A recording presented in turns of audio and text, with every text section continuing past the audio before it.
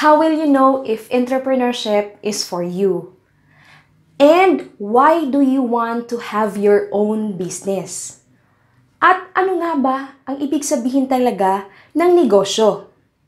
Kamusta mga kaibigan at welcome sa ating channel na kung saan palaguin natin ang pisong pinaghirapan.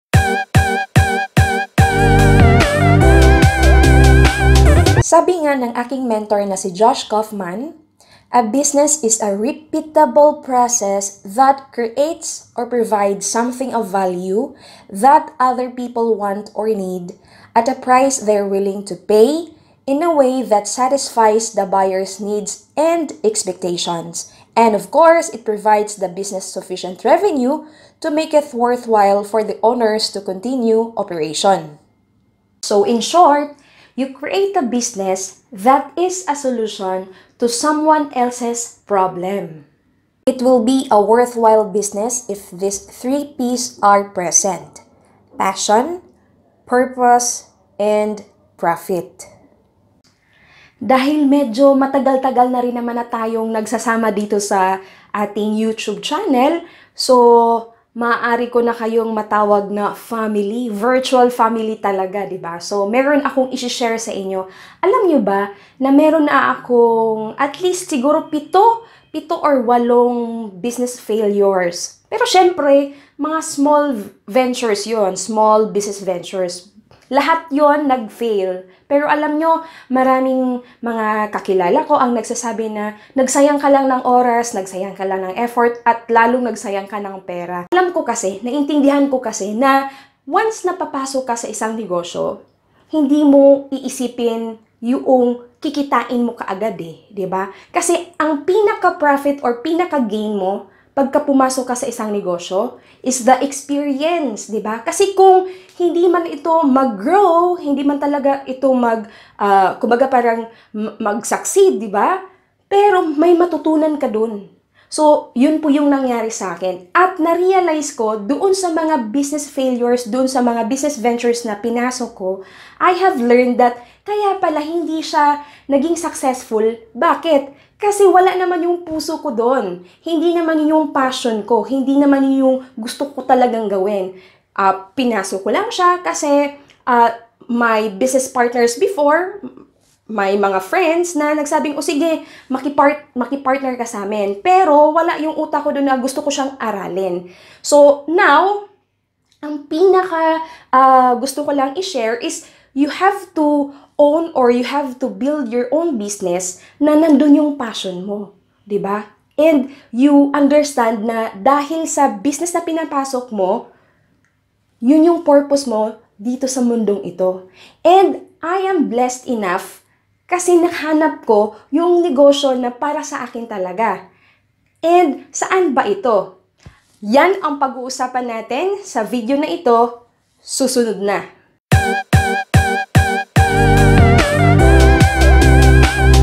Nakakatuwang isipin, balikan how I started my YouTube channel. But I just want to share with you, diba? Kumbaga parang 1 year ago, I started this YouTube channel. And now, medyo may mga konting bunga na dito sa aking ginagawang pagvi-video, pag-share ng mga investment tips, video tutorials dito sa YouTube. Naka-receive ako ng aking unang income, kumbaga parang unang katas ng aking pag-YouTube. And of course, ano ba yung pinaka-ultimate reason ko kung bakit ako nag-share dito? Kasi I want to reach out more people, I want to share people on how to properly save and invest talaga.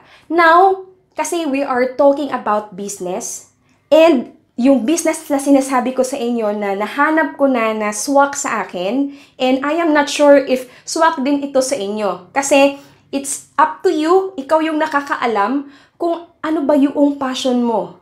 Diba? So now, nasa isang financial industry business po ako. So ano nga ba ang financial industry business? This financial industry business, isa po itong business na kung saan hindi po siya naluluma, palaging on trend, di ba? At lahat ay market mo. And I started this business with a capital of 10,000 pesos only. 'Di ba? So, yan ang isa sa ating mga pag-uusapan sa video na ito. At ang nakakatuwa pa, may coverage ako ng healthcare at insurance and I will earn investment income upon maturity. So, hindi lang siya puhunan, but an investment as well. Yes, ang business na tinutukoy ko ay ang business inside the financial industry. Now, here's the fact. The financial industry is the biggest and wealthiest industry. This is where the money is. All other industries start and end in the financial industry. Now, there are two major players in the financial industry, the banking sectors and the insurance or the investment sectors. These major giants are the movers in the financial world. So how can you have a business in the financial industry? Does it mean na kailangan mong mag-open ng iyong sariling bangko? You have to open your own insurance company or an investment company? Hindi po. Narinig mo na ba ang International Marketing Group or IMG? This company is a financial distribution company na kung saan you can take part or you can be a business owner on the financial industry. Kasi once you become affiliated with IMG, hindi ka employee or agent but a business owner. IMG already have a system that you just have to follow. IMG business is so simple. You just have to educate people. You don't have to force them to join or to buy. If they understand, kusa silang mag-execute. Honestly, IMG is not a business for me, but a mission or an advocacy.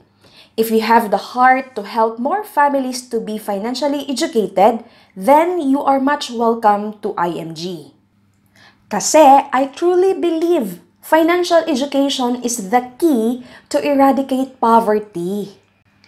Being in IMG, it provides equal opportunity to all. IMG truly is building a new financial industry where one can experience the wealth inside the biggest industry.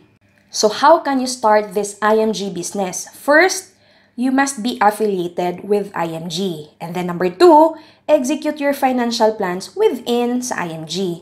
And of course, share what you learn to other people. So if you think you have the passion to educate people and you believe that this is your purpose, you are very much welcome and I can mentor you if you want.